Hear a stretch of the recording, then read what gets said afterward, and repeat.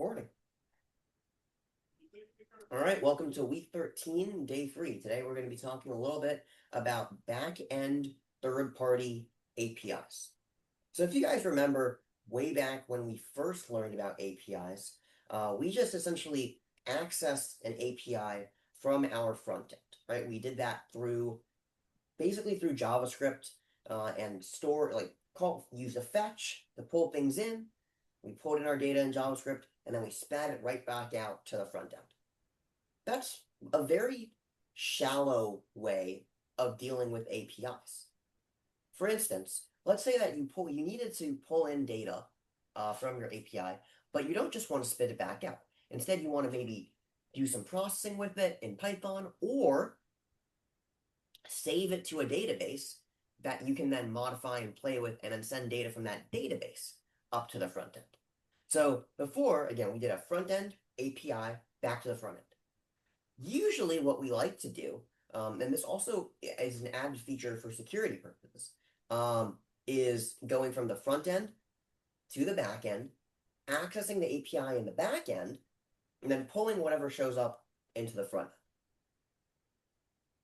end. Additionally, the other reason you often want to use the back end for your APIs instead of the front end is because a lot of APIs require a user to have something called authentication. Basically, for a lot of the APIs that we say used to access, people were just able to, you don't need some sort of a key or an account.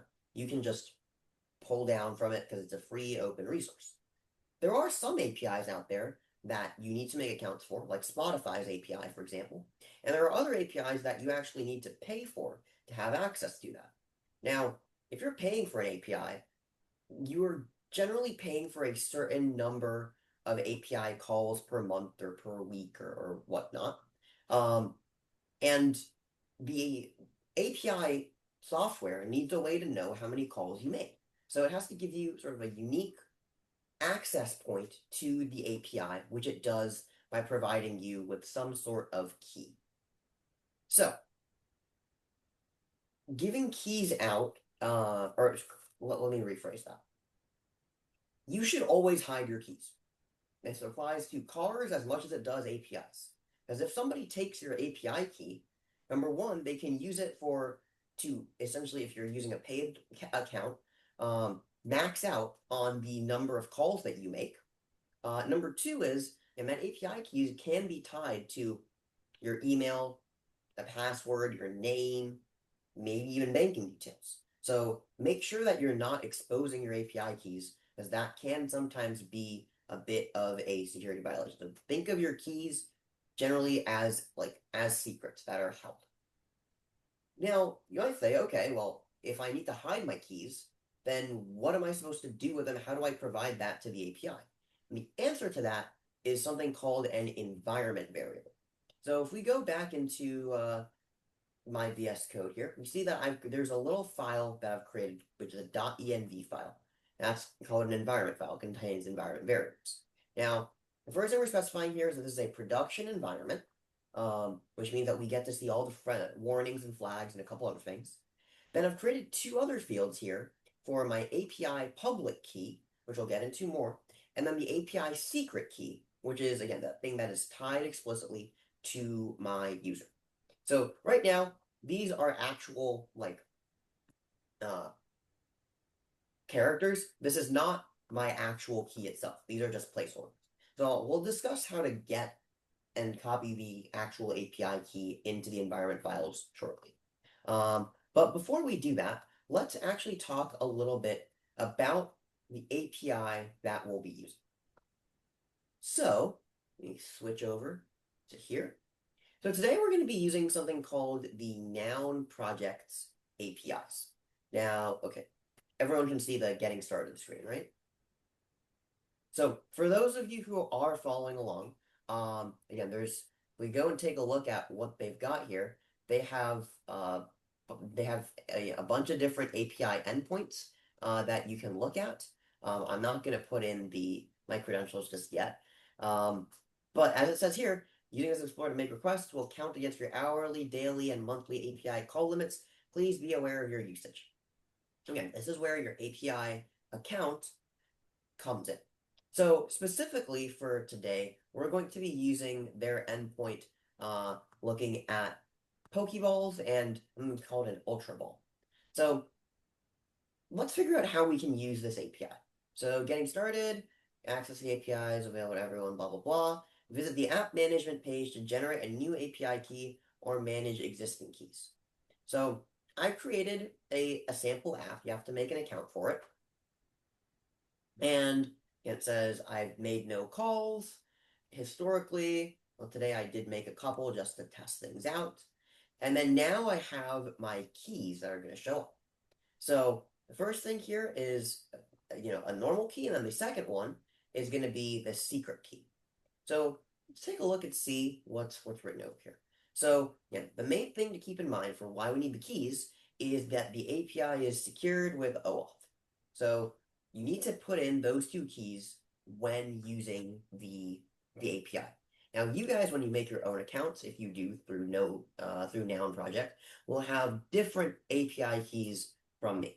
Also, I made this using like a burner account, so it doesn't really matter if you guys do copy and paste my API endpoint keys, but ideally, please make your own.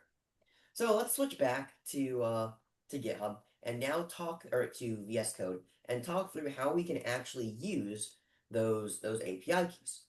So the first thing that we're going to need to do is we're going to need to install two Django libraries in order to, again, use our API key. So the first one is going to be a library called requests. So we need to make a pip install for requests. And then also, because this uses OAuth authentication, we're going to need to do a pip install requests _OAuth lib, which is an OAuth library. And let's just make a sample Python script. We'll just call it scratch.py. And let's just see if we can figure out in here from the back end, from Python, how we can access the content coming from our API. So the first thing that we want to do is we're going to need to import requests, which is again, the request library, and then import the OAuth request library. Trust me, I did import this. I'm going to double check it here that I'm in my virtual environment in another tab. I'm doing a pip list, and I have installed that. We're not seeing your terminal if you meant for us to see that as well. Sorry. Oh, sure. Oh, no, good point. Thank you. Here, let me just switch over here. So again, in the terminal, I just did a pip list, and I just essentially pip installed requests, and then the same thing for pip install requests OAuth lib. But these two are the libraries that you guys will need to pip install in order to move forward with the stuff we're going to do today. All right, so back over to VS Code. So the first thing we want to do is we want to import requests and then import our requests OAuth library. Specifically, from that, we're actually going to need to import OAuth1. We're just going to change this to a from. Now, how do I know that I need to import OAuth1? Well, if we go back to the Noun Project webpage, it says right here that the API is secured with OAuth 1.0a, which correlates to that specific import that we're making from that library. All right, so now the next thing we need to do is figure out how we can access our API. So I have an endpoint, which I'm going to copy paste in here. And can anyone remind me what the normal format in Python for making a request to an API looks like?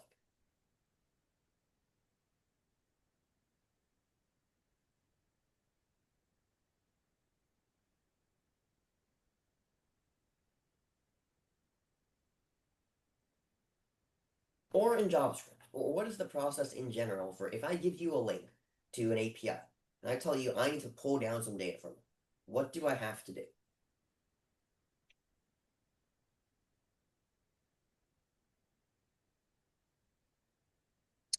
Is that the get request? Okay, yep, that is part of it. So we need to get information from the API. And as you said, that's a GET request. So the format for the GET request, I know it's been a little while.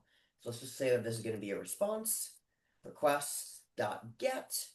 And if we look at the top right, it gives us the format for this. The main thing that we need to put in is the URL, which is going to be our endpoint. So, okay, we can make the request and we get a response back. Now, what is the format of the response? We got a response object. A response object is not automatically JSON. So now we need to then convert response from response object into JSON. So we can say like response JSON is going to be response.json. Does everyone kind of remember this? Yeah. Okay, perfect. Yeah, coming back. Yeah, Art, go ahead. I'm thinking about this step that we had in one of our exercises where we had to synchronize. Why is synchronize not part of this? Anyone want to take that?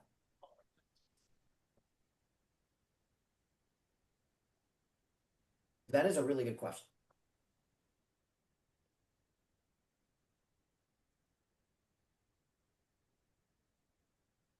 Well, you're using for so so hold on.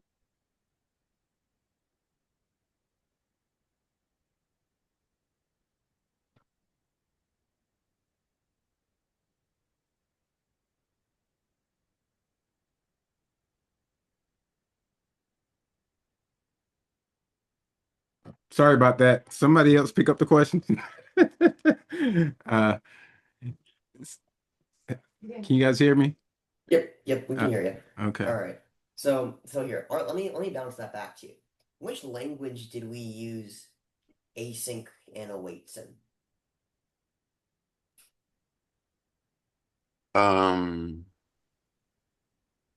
We were using Python. That was in JavaScript. No, yeah. Oh. So in Python, we don't need to use those. In JavaScript, we did. Oh, gotcha. Okay. Yep. Mm-hmm. Otherwise, it's almost the exact same format. You put in your request, you specify the type of request, you put in the headers, etc. But in Python, we don't have any asyncs, we don't have any awaits. All right, so let's now switch over to my console. It's gonna do an ls here. So I prefer to have my console window or terminal separate from where I'm coding. So again, I've got my scratch.py in here. So let's just run that. Python scratch.py. Wow, okay, I'm getting a ton of errors. So let's see what comes back here. Default.decode. All right, so again, I'll take another volunteer. What error is happening? Like what is this error telling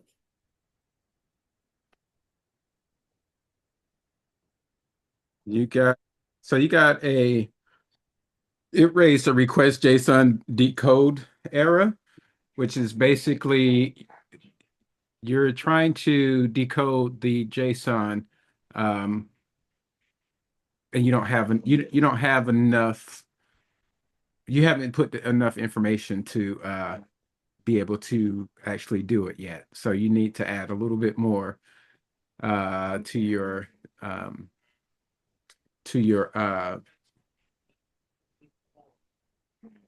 file there in order to do it. So that's close. So thank you for that, Saskia. That's definitely on the right track. Anybody want to take it further?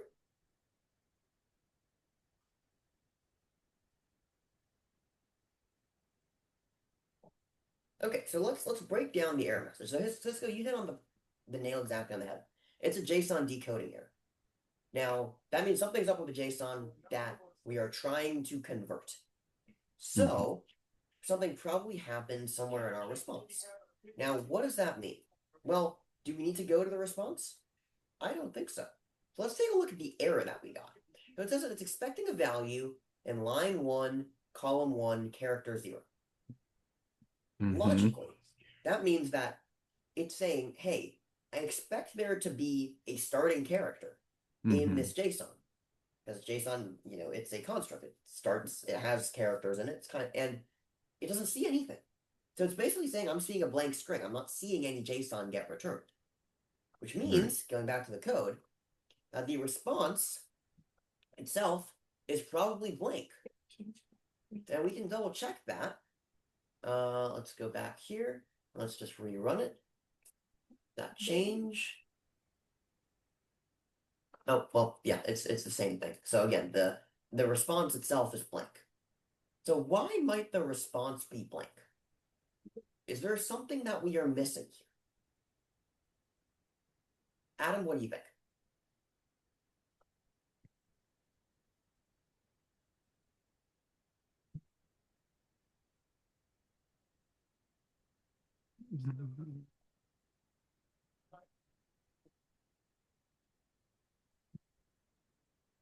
So I'll give you a hint as well.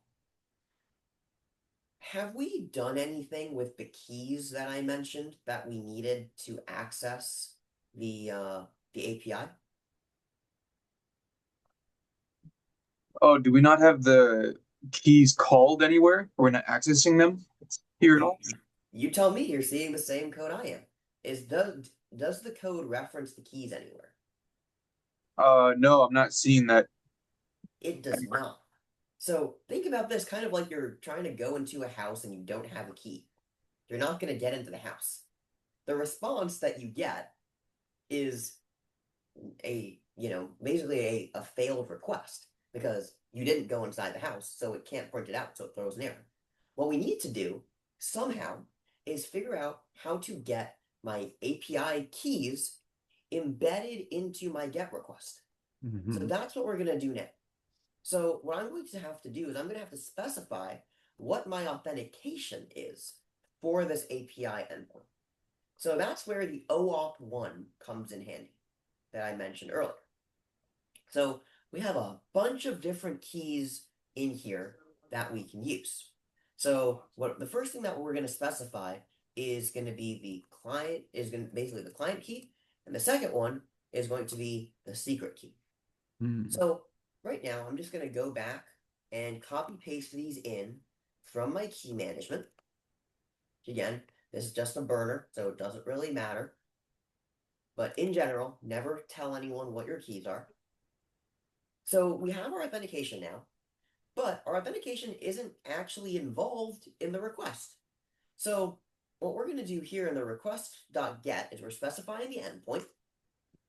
The next thing we want to specify is that the authentication is my OAuth1 authenticator. So now I have linked in my keys to the request that I'm going to make. So let's go back to my example. Let's clear this because that is very messy. And let's run the Python's code one more time. That doesn't really look like it's failed. So I think we got a successful request back. Would you guys agree? Yep. All right.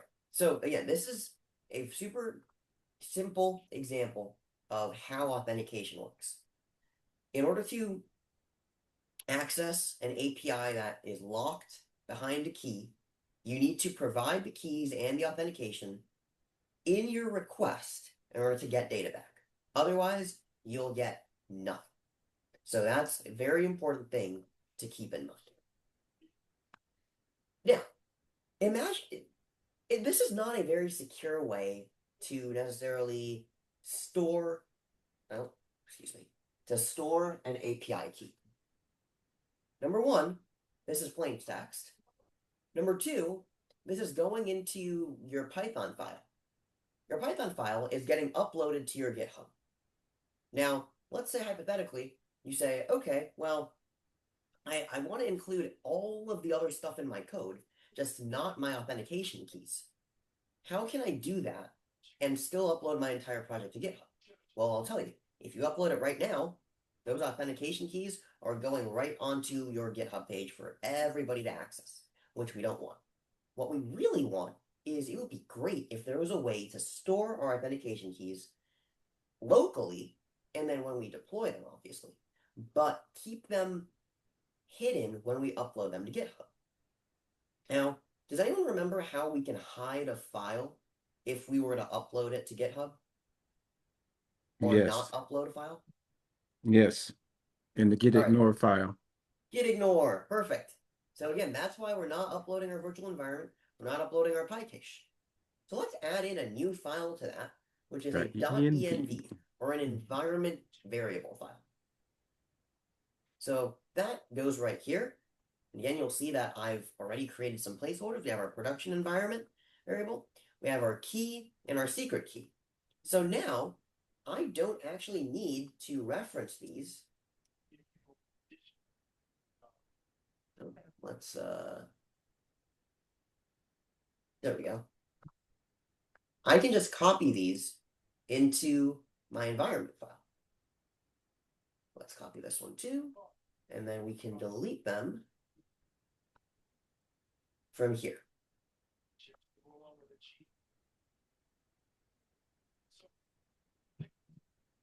So again, we can put these directly in our environment file, making sure that our environment file is in our git ignore, so that again, our secret keys do not get pushed up when we push up to GitHub. Does that make sense? All right, great. So now, in order to get Python, as in our scratch.py or whatever else, to interface with our environment file, we're going to need to go back to our console and pip install another module. So this one is going to be here. Let me actually clear the terminal. So this module is going to be called python.environment. So pip install python.env. And again, I've already installed it. That's good. That we're making sure. Just going to check that it's actually in my pip list. And it is. So let's go back to my scratch.py and see how we can pull stuff in from our .env file. So now we're going to, let's see. Well, first we need to import our from .env.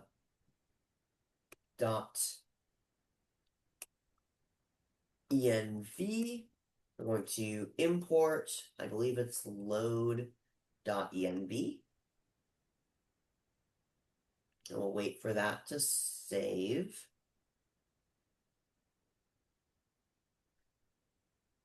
Okay, well that should definitely resolve. Oh, here, let me switch tabs again. That's why you guys can't see it. All right, can you guys see the VS Code again now? Yeah. Perfect. All right, and then we're also just going to import OS. So that way we can pull stuff from our environment variables. So the first thing, I'm going to now cross out all of this, just so we can have a little bit of a clean slate. The first thing I want to do is I want to load.env. What this function does, which if it resolved the import, it would tell me, but it's not, so it isn't.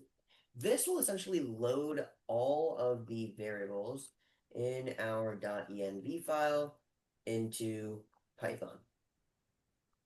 More specifically, it takes those environment variables and loads them up into the OS environment. So the next thing I can now do is I can print out os.environment, and we can access, again, this will give us a dictionary, the specific API key I'm looking for, which in this case is going to be my noun key. So if we go back to the console, and again, we'll clear this, and we'll run our Python code, we see that indeed we do get my noun key back. And again, it does this by, firstly, we go in to pull out the stuff from our environment file into the OS environment, and then we can reference the os.environment list or dictionary to pull out our key. What does this mean for us? Well, if I were to upload my Python project as it is, this whole thing right now, up to GitHub, this piece of code would still work. However, it just would not upload my .env file, which is a thing that contains the keys. So again, the code is staying the code is staying the same, but now we're able to hide the keys, quote unquote. All right, go ahead.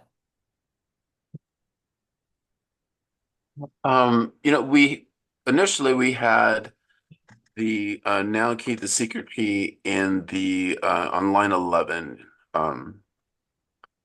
And it would seem to me that if we were to just put in now the variables of the noun, comma, secret key, that would bring in the variables without actually having to reveal them. But what's kind of confusing to me is with this load DNTB, load TEMB, even though we're bringing them into the Python file, it didn't really know to put those into our auth variable. Nope. And so the reason for that is, again, so when we put in something into the env, that's just creating an environment variable. Python doesn't know what it is. It just knows it's something that you create, right? It's kind of like if I were to say something like here, like my env var equals things. Python just treats that as a normal variable. You can do whatever you want with that. The exact same thing when you put keys into an environment file. It just treats it like it's something floating in the background, and it's up to you to figure out what you want to do with it. And yeah, your point about substituting in the os.environ key into the OAuth1 is basically the next step.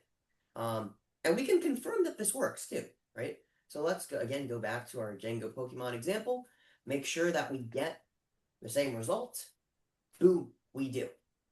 And again, if we go back to that scratch.py, there is nothing in this document that itself contains my key or my secret key. All of that is getting pulled in from my environment variables document. And this is kind of how we can hide, in quotes, our environment variables. Questions on this before we move to adding this to our Pokédex? Nope. Alrighty. So let's move on to the real fun and meat and potatoes of today, which is integrating this not just in a scratch.py file, but properly integrating this into our Django backend. So the first thing that we need to do is, and here I've just gone ahead and let me actually spin up my container. Let's see, Docker compose up.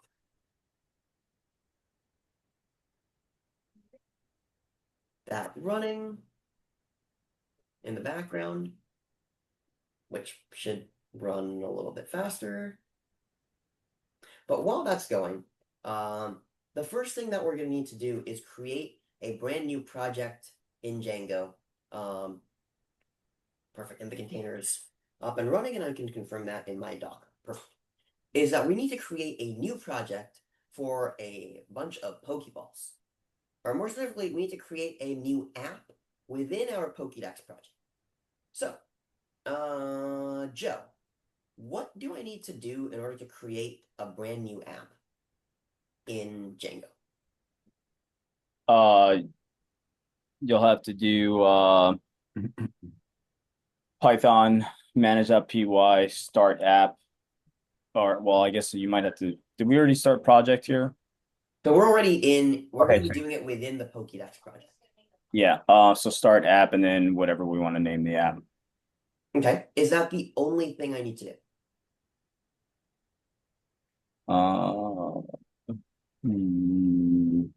Well, based on the way you answer the question, then I'm going to say probably no. Or the way you ask the question, I would say probably no.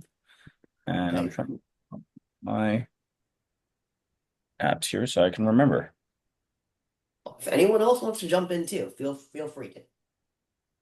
But I will say, based on the way I asked the question, there is one little thing that we do need to do after you create the app. before it gets fully integrated with the project. Oh, like make migrations and then migrate. Not that. It's something related to one of the files in here. Got to put it in the installed apps. Yes. Yep. So as soon as you create a project or create an app, you need to add it to your list of installed apps. Mm-hmm. So we're going to create a Pokeball app. Now that's always a really important step to remember. But yeah, so again, the Joe, you outlined it correctly. You want to create your start app and then add it to the Pokeball app thing in here. So again, let's see, where are my other files? Git ignore, we did that. Trash.py, we don't need that anymore. Settings.py is probably fine. And now we can actually start to build out our Pokeball. So the first thing that we needed to do is add in our keys to the .env file. The first thing that we can also do is double check if we have a Django secret key. So that's right up here I guess just open to it automatically. That's pretty cool. In line 23 of our settings.py. Again, we don't want our secret keys to be inside of our main files. So let me open up that .env file again. And let's copy this in here. And let's call this into Django secret key. I'll just put this in quotes as well. Let's wrap it in there. Easier. So now what we can do here is we can do the exact same thing that we did in our scratch.py. So we can, let's see, instead of this, we can now say we can load in our environment variables, and then we can, instead of doing it for a noun key, we can now say that our secret key is going to be our Django secret key that we've created in our environment variable file, which is not that one, which is right here. So we're just doing exactly the same thing that Art lined out. We're pulling in the noun secret keys. We're also just going to duplicate that for the Django secret key. So again, when we upload settings.py, which we'll have to do, there's no secret key listed in that explicitly. So that's our first step. The next thing that we should do is we're going to need to figure out how we can convert our Pokeball or whatever we create, whatever we pull in from our API into actual Pokeballs. So, I guess the first thing we should probably do is create a conversion of some sort. So I'm going to copy paste this code in because it's easier than me hand typing it, and then we'll walk through what this looks like. So we'll go to Pokeball app, and we don't have any models in here, but that will probably have to change. And let's add in a converters.py file. So, has anyone seen converters before? Yes. Okay, Cisco, you have. So what are converters? Converters are just taking some data or a data type and converting it to another data type, essentially. Okay, so based on what we can see in this code, what do we need to use this converter for/to do? You want to let's see, correctly. Looks like you're basically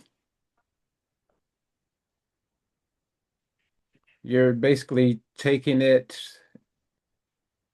and making sure they're all lowercase. All the letters are lowercase. Within, like, if a user inputs a value in the browser, you want to just make sure they're all in the correct case. Okay, If I- that's pretty close. if I'm Anyone in- else want to tackle it too?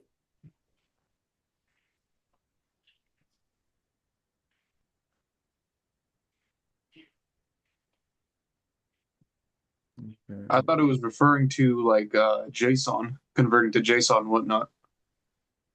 So you're both correct, but the answer kind of combines both. So here, let me clear this one more time, and let's run our scratch.py file. Which again, if you guys remember, the scratch.py makes our API call for us. Mhm. So let's look through here and see what things this contains. So this is going to be some type of a Pokeball. Mhm. And it's pulling in some different types or tags relating to Pokeballs. So it's got like a Pokeball. It's got an Ultra Ball in there, which we can actually open that file up, and then that gives us like an image of a Pokemon Ultra Ball. We have, let's see, yep, another Ultra Ball. And then there's also some other types of balls that we can bring in as well. So what converters is basically trying to do is, again, it's going to take in some type of a Pokeball, which should ideally be one of these four things. It's going to then turn it into full lowercase, and then verify/validate that form field, except it's not validating it, it's converting it in this case, into the appropriate form, which may or may not end up being related to our API call somehow. Mhm. So, yeah, the converters, as you guys outlined, it's kind of like a formatting check, but it also will double check the format of whatever it is that we're inputting. Okay. Any questions on that? Nope.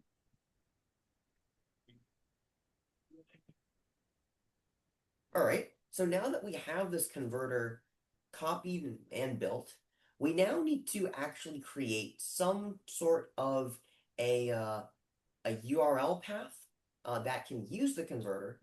But at the same time, we also need to do something in order to connect our converter to basically to our third-party API. So let's do our URLs. Actually, let's do our views first.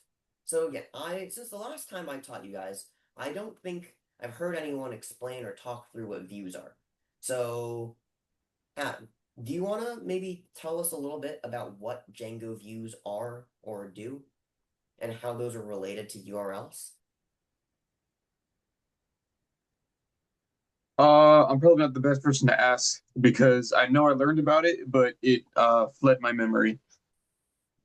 Okay, that's all right. Joe, do you want to help us out? No, not particularly. I was like Yeah, you're pulling on it the up. spot. I was like, what are GPUs used for again? Once I find the answer, I'll let you know. All right, that is not the answer we're looking for. Anyone else want to give it a shot? Cisco, Art, Nicole? Yeah. So what you want to do for your converter to get your converters on there is you need to let's see. Or I guess like taking it a few steps back Uh-huh. is what exactly are Django views? Oh, the views are the API views uh your your data. That's what you're setting up So to use it what does for. that mean? A E call to the oh, never mind. Go ahead. A call to the third-party API. Yes. So more specifically, what our views are going to do in this case is they're going to create an API call going to our third-party API. It's going to pull some stuff back from it, and it's going to give us a response. Now, again, if we take a look back in the Django infrastructure and we just look within the Pokeball app. Let's say that we forgot what views were for a second. Let's think through what we know about the other .py files. Admin.py, that controls the admin panel, so we can't use that to pull stuff for our third-party API. Apps.py, that just describes the Pokeball app. Can't use that. Converters.py, we already established what converters are, and converters are not things that can pull in data. Models.py, well, we don't have any models in here. And even if we did have models, and models themselves are just classes and functions within the classes. Those are not designed to pull in data on their own. Tests.py, well, those are your tests. You shouldn't be using your tests in production, which is how you're going to pull in your data. So, or where you're going to put in your data. So we can't pull in data with tests. And then, of course, there's going to be your URLs.py, right? It has your routes. But that's just, the thing that you put in the browser to access your API. So the only other place that we can actually access data through from our third-party API is going to be in the views. Does that make sense? Any questions? All right, great. So this is going to be pretty similar to our scratch.py, funnily enough. So let's go ahead and go back to our views here, and let's copy this in, and let's make a couple of changes. So, all right, we're importing render from Django shortcuts. Okay, that's fine. Now we want to do this all within the Django REST framework as well. So we're going to, again, import in some stuff from REST framework. .views. Let's see, why is that? Okay, that's a checkout. Here, let me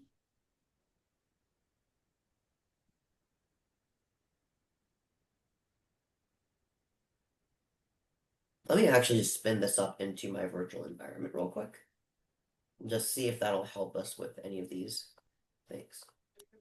There we go. That's what I wanted to do. So also, sometimes if you run or set up your virtual environment in your terminal and you enter into VS Code separately, your virtual environment will not run in VS Code.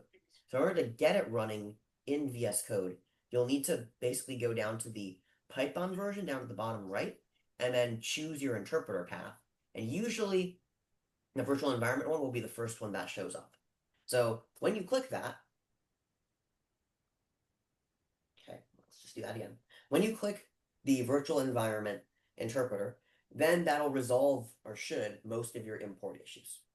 So again, back to the REST framework.views. The first thing we're going to do, and we're going to import in an API view, and then we're going to import in response. Now, can anyone tell me why we might need to import the response library from REST framework based on the description?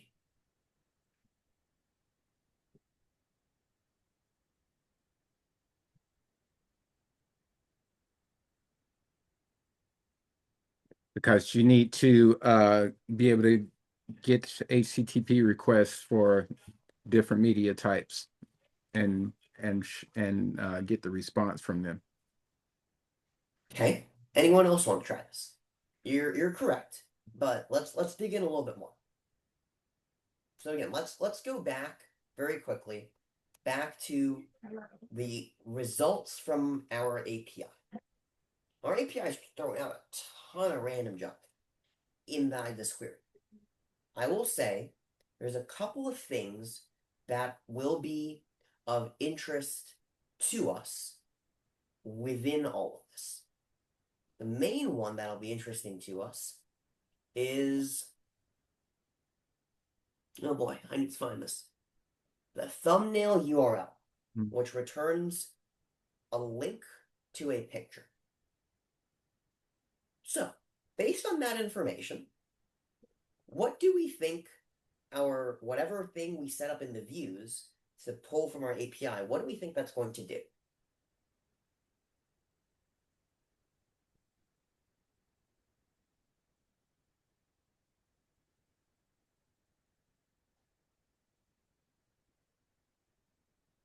So what was the question, Umar?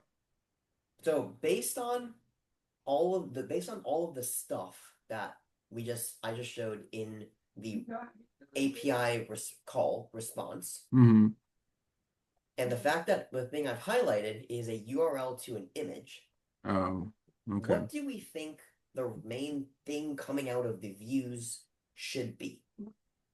And this should be an image, some kind Should of, be an image. yeah. Yep. So the reason why we want to use the response library within REST framework is because, again, I'm going to move my cameras, is because response returns an HTTP response that allows data to be rendered into arbitrary media types, one of which is probably an image tag or a photo, which we want to put up probably on some sort of website or some sort of front end. So, all right, so we've got our REST framework.views, we've got those imports in. We are here, let's actually move that up, and let's move this there. I like to have all of my froms in one place, and then all of the regular imports of like full libraries located down below. It's just something that I personally prefer. And we don't actually need Django shortcuts for render now. So we've got our OAuth1, which is, again, for our authentication. Got our .env, we're importing requests, and we're importing OS. Now the first thing that we want to do, again, is load in our .env file, right? We want to load in the Django secret key, but for this specifically, the authentication for our API. So now, let's keep all of this code as a reference, right? But we're not going to actually use it right now. What we want to do is we want to set up my view. So, since I think folks are a little rusty on setting up views, I'll walk us through how we do that briefly. So, firstly, we need to create a class that is a child class or inherits from API view, right? That's the way our Django views work. We're going to call this, let's call this Pokeball image, because again, like we said, we're going to be pulling out the image of the Pokeball. And again, this inherits from API view. Now, what type of a request will we probably do to our API?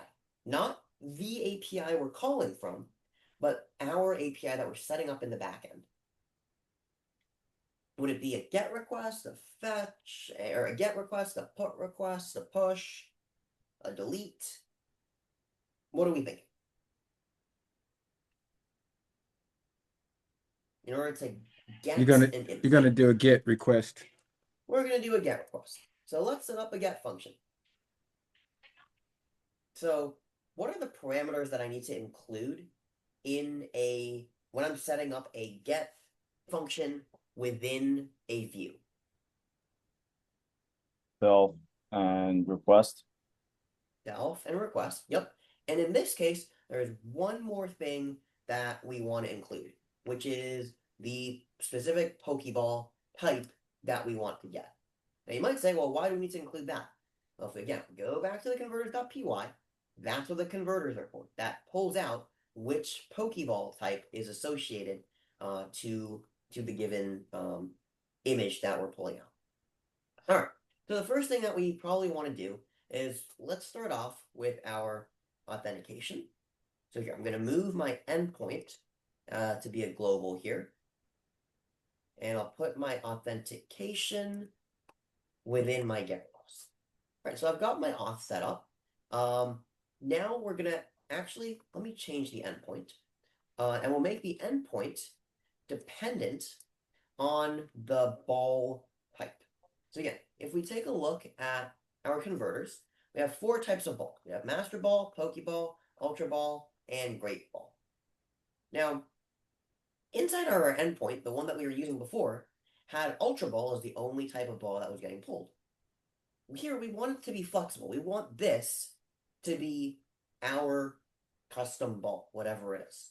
So we can just, essentially change this up and put a little F string there, so that now our query is going to include Ultra Ball, Pokeball, whatever our input to the function is. That's the ball that we're going to get out from our endpoint. From there, the rest of this code should be pretty much the same. So we can say get response from the API. It's going to pull from our endpoint, again, pulling from with that off. We're going to send the API request. We're going to get it, convert it back to JSON. But here we don't want to print the response as JSON. Instead, what we want to do is we want to return a response. And let's take a look at what's in here. So now we want to specify the type of data that we're going to include in our response. So I'm going to copy paste the long string in here for that, and we're going to break it down nice and slow. And here, let's copy this as my response underscore JSON. So what's going on in this response? Well, first thing we notice is that we are going to be returning a thumbnail. What's the thumbnail going to be? Well, it's going to be pulling from our request's thumbnail URL, which is inside of this icons theme. What does that look like? Well, let's go back here and take a look at what that could be. So we're going to reference icons. We're going to go to the first element or the first list element in there, which is this. And then we're going to reference the thumbnail URL, which is the link to that image. So again, going back to our views, what are we doing in our get function? We're saying, I have a specific type of ball that I need to get an image for. We're going to authenticate my request.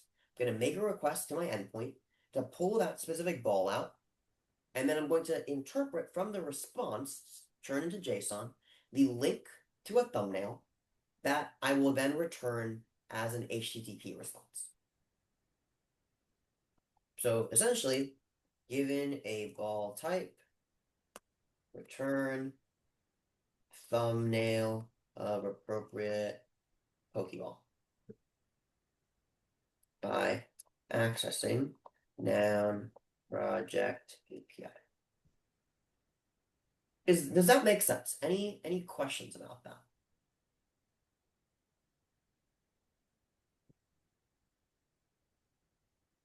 Yeah, all right, go ahead. I apologize if I missed the explanation, but after icons, it looks like you're going to index 0. Can Yes. you give me a little more explanation of why we're going to index 0 on that?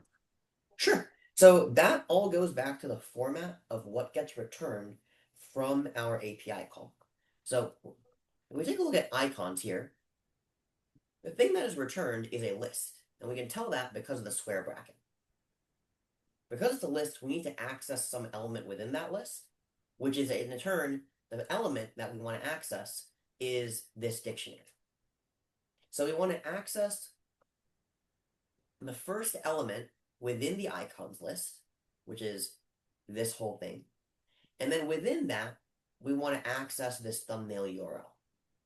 So going back here, again, we're going into response JSON, going into the icons list. We're accessing the first thing in it, and then we're accessing the URL located within it.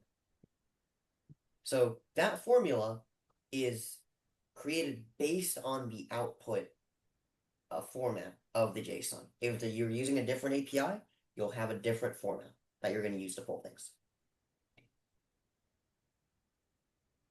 Now, what we could do to just break this down even more easily, and we could break that out here, and then we could just put in return response as thumbnail URL. So this part will essentially extract thumbnail URL from JSON converted response. Just to make the step more explicit. Any other question on setting up the view in order to make this API call?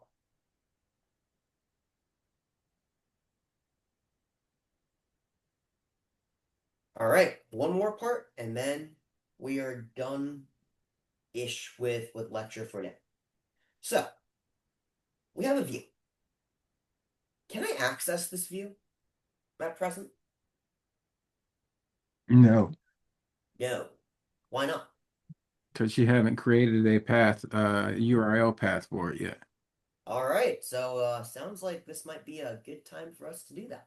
So let's go ahead and make a URL path for us to do this. So the first thing that we're going to do is we're going to go from Django.urls and we're going to make a couple imports.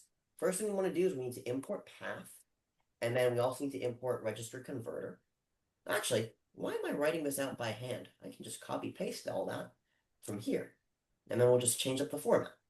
That's the nice thing about Django, is because every app is built out with the same format, we can essentially use the same files over and over in each app with appropriate changes. So it helps a lot for you if you have one thing completely properly formatted, copy, paste, and then edit the details. That's what we're going to do here. So the first thing we're going to do again is import path and register converter. And now we're going to go back to our views. We don't need that. We don't need our environment file. We'll keep the settings open for now. So the first thing that we're going to do is I'm going to go to my views and import in the name of my view,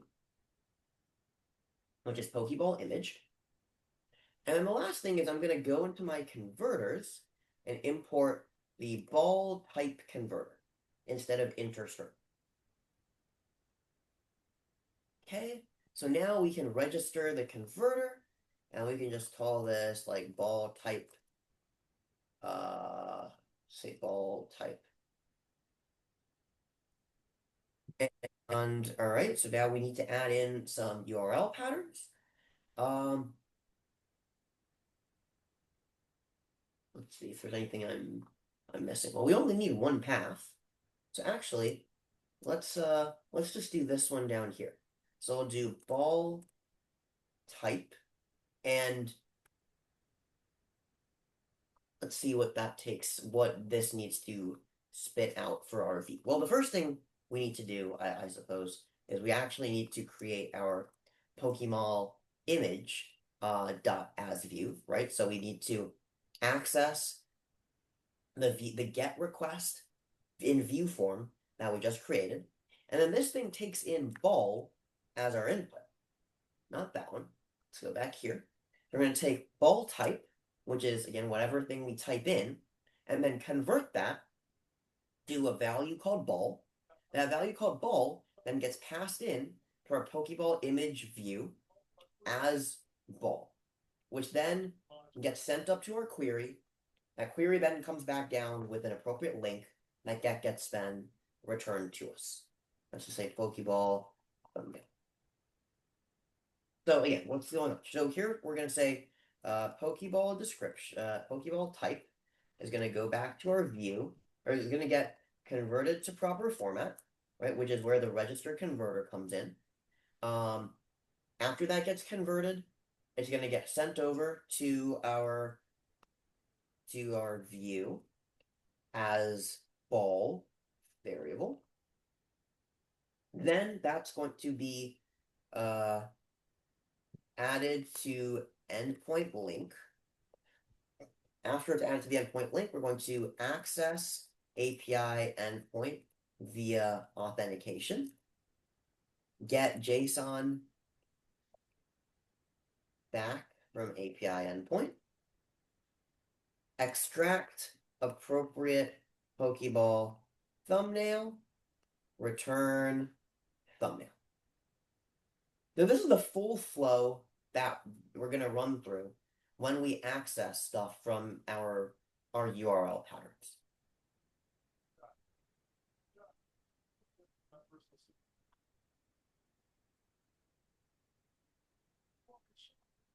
Does that make sense? Any questions?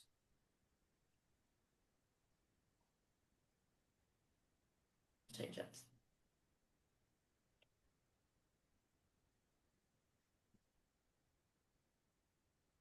Okay, if there's no questions about that, then let's just do the last final part of this, and then we can wrap this up. So we're gonna go into our Pokeball. Oh, sorry, I lost my tab.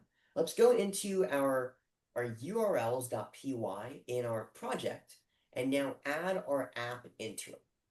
So we have admin, Pokemon, moves, and then let's also let's just copy paste this, and let's call this Pokeball, and we'll do Pokeball app.urls. So with that, we should now pretty much have a let's call it Pokeballs. Plural. We should now have a completed working app that accesses our API endpoint through the backend. Questions on any of the stuff we did before we go through and test it? Yes, Art. I was looking through the README, and there was a portion there talking about a pretty print. Would that have made the information a little bit easier to look at instead of looking at all of the URLs and the different items in the actual? Yes, and here, if you would have used that it would have made it a little bit easier to read. So pretty print does, I wouldn't say it necessarily makes it easier to read, but it changes what the response return looks like. So here, let's actually go back to our Scratch file and walk through that. So here, let's minimize our Pokeball app. Don't need that. Let's go back to Scratch, and then so let's just import pretty print. That's just gonna be pprint. And then let's set up I believe it's called a pretty printer. So let's do that all the way down at the bottom. So I'll just say it's going to be a pprint dot pretty printer. And again, so as it says, this is going to essentially set up a custom printer for us. So we'll just say indent equals 2, and then we'll say that the depth is 2 as well. I'll discuss what that means more in a second. So instead of using a regular print now, all we need to do here is just say pp.pprint, and then we're going to print out our response JSON. So it's a very similar format, and pprint is, again, it's a default module within Python, so you don't need to pip install it. But let's go back to my code, and we can rerun that scratch.py and see what shows up. So compare this result to all of this stuff that that showed up before. This shows essentially the raw JSON that gets returned. What we just did with pretty print is only look at the first and second levels of our query. So why do I say first and second levels? Well, this shows that icons is a list.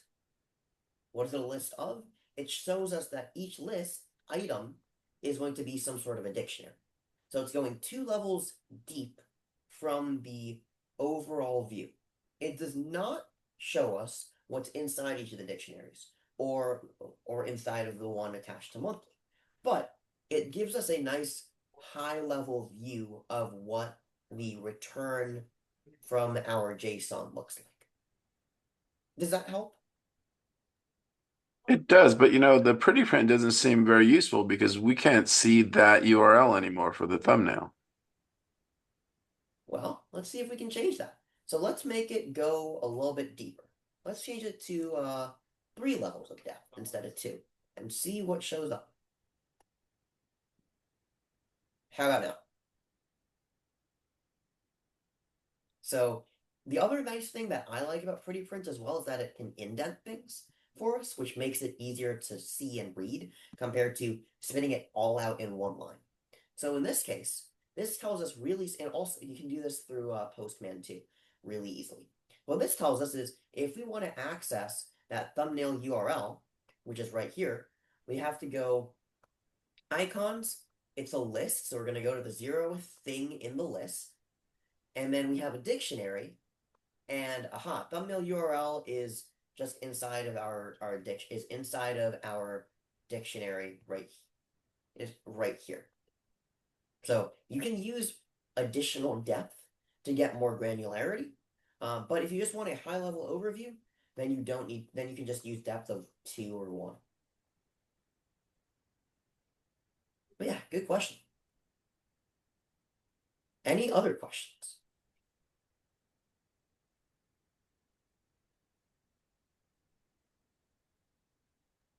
I think the questions will come when I start working and run into a problem. Okay, fair enough. So does anyone remember how we can access the API endpoint or our views in the browser? As we have these routes set up, it sure would be nice to test them.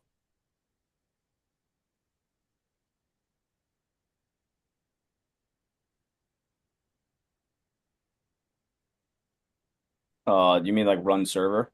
I do mean run server. So how do we do that? Python manage.py run server. All right, so I'm gonna do that in my console, so you guys aren't gonna see it. But see, it starts running, and all right, I now get that my application is open. So let's go back here. All right, the first thing we're gonna check, does my new route show up? My new route does indeed look like it showed up down at the bottom. So let's go ahead and copy paste this. Okay, so now it looks like I can't access that route, but it needs me to also, can you guys see my browser? Yep. So it looks like our route here does work, but I need to actually specify a Pokeball that I want to use. So I'm going to go back to my converters and let's put in Ultra Ball as the first one. All right, so it looks like we do indeed get a thumbnail back, and if I click this link, we get back the link going to an Ultra Ball. We can change this from an Ultra Ball to a regular Pokeball.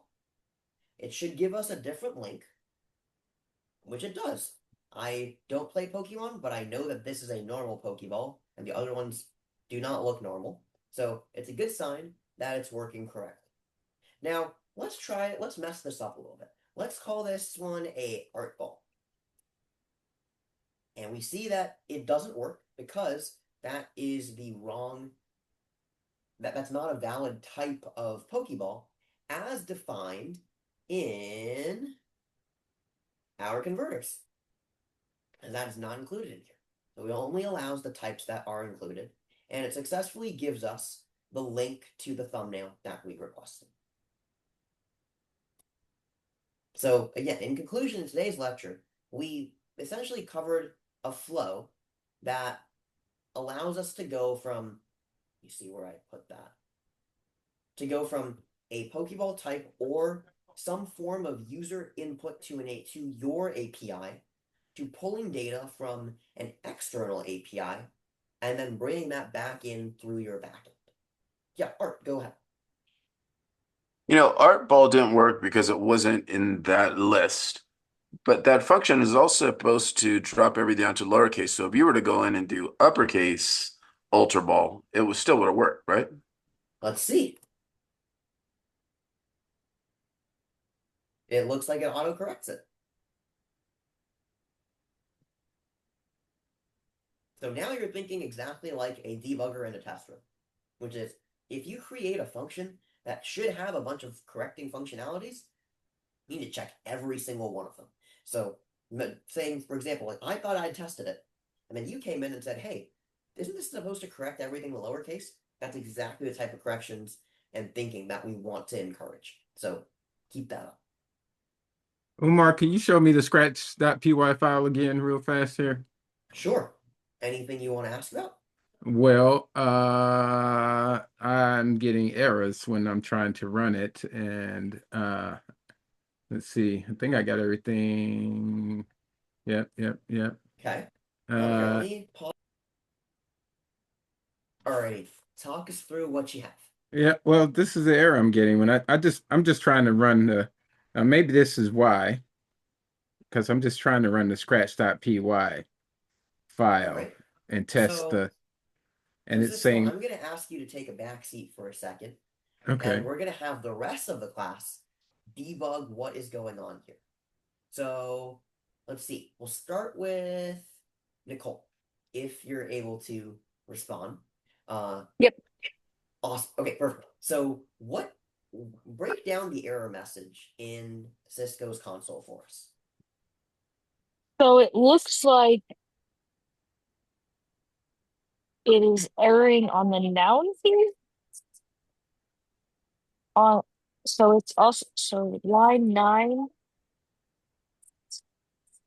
That's a modern off noun. yeah, Okay. Perfect. So Nicole, let's stop there. So that's correct. So the issue that's happening here is something related to noun key. Mhm. And I guess API key as well. But let's now say Joe. So what might be happening with noun key? Why could it be throwing an error? What do we need Cisco to show us in order to verify whether we are correct or not? His environments file probably. Yep. So Cisco, do you mind showing us your environment file? is it because I don't have them in parentheses? Is that, or is that not Probably necessary? not. That might be the issue, but I would add it just in case. Mm-hmm. Put it in quotes. Screenshotting this, by the way. I'm stealing all your data. That's all right. I could Yeah, change this is going on YouTube too. So it. Yeah. Well, that's not it. okay, so let's go back to scratch.py. So that was an easy check. Yeah. That did not work. So let's go back to scratch.py and see what else we might be missing.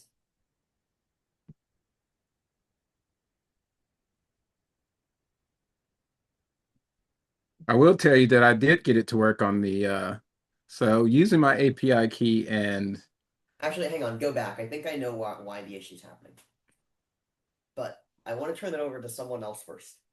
So the key thing is, I think we were reading an old error message at first. The new error message is referencing a key error for API key, which is on line 8. oh, so it did fix it. The parentheses did fix it. Did it? Yeah, I guess it did. What do the rest of us think? Oh well, maybe it didn't. So again, actually, Cisco, can you just clear your console and then rerun it? Yeah.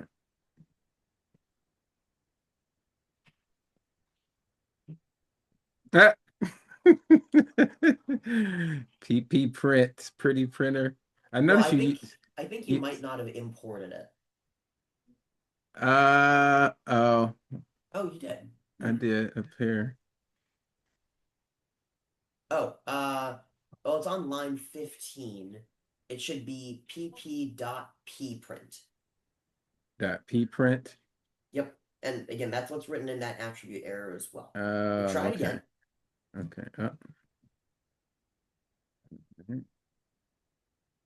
All right, there we go. We got it. Perfect. So the reason that you are getting an error before from line 8 is because you're trying to print out API key from your environment file.